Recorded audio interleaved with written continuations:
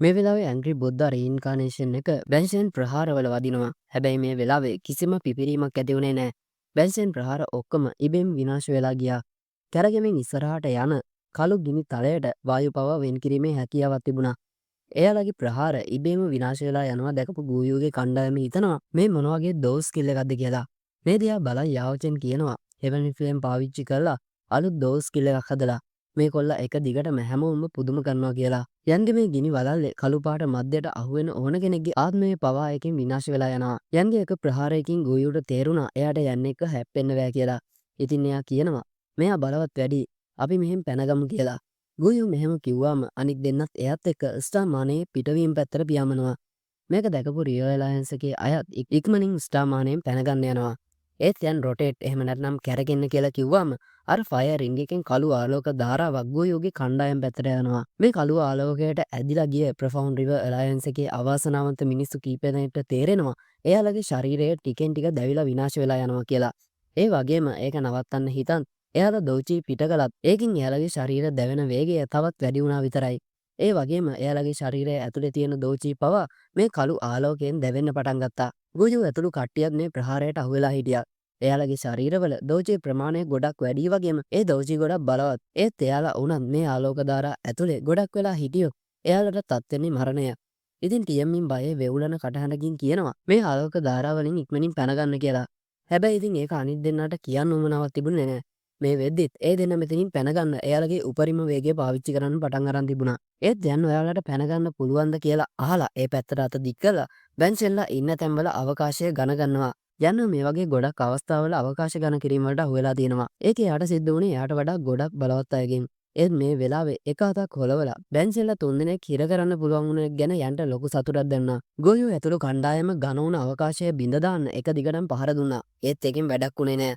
කළු ආලෝකයෙන් දිගටම එයාලගේ දෝචී දවන නිසා එයාලගේ ප්‍රහාරවල ශක්තිය එන්නම අඩු වුණා. ස්ටාර් හෙල්ම් එකේ හිටිය හැමෝම රිවර් එලයන්ස් එකේ බලවත්ම අය අර කළු ආලෝකයෙන් දැවිලා විනාශ වෙන දිහා බලන් හිටියා.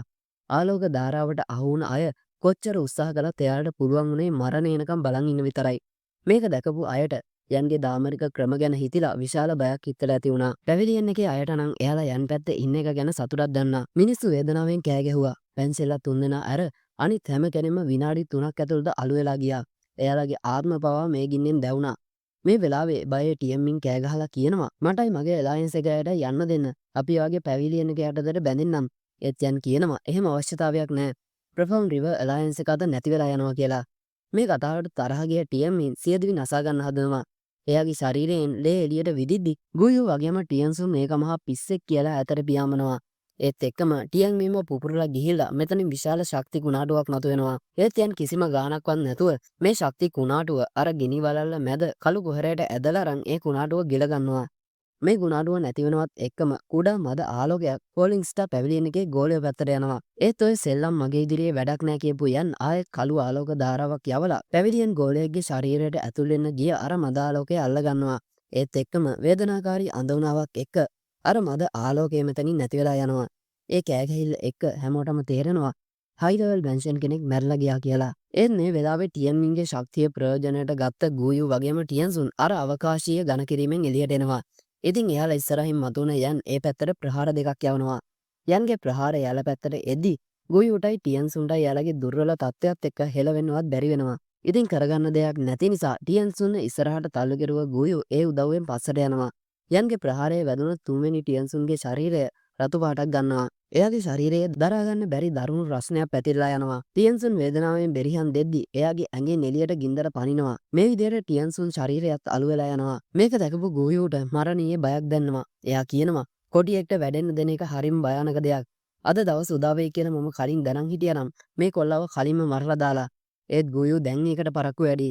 යන් කියනවා තමුණුත් අරයා එක්කම මැරලා යනවා කියලා. මෙහෙම කියපු යන් ඉන්න තැනින් අතුරුදහන් වෙලා ගුයු ඉස්සරහින් මතුවෙනවා. යන් එයා පැත්තට අත දික් කරද්දි ගුයුගේ මුළු ඇඟම සීතල වෙලා යනවා.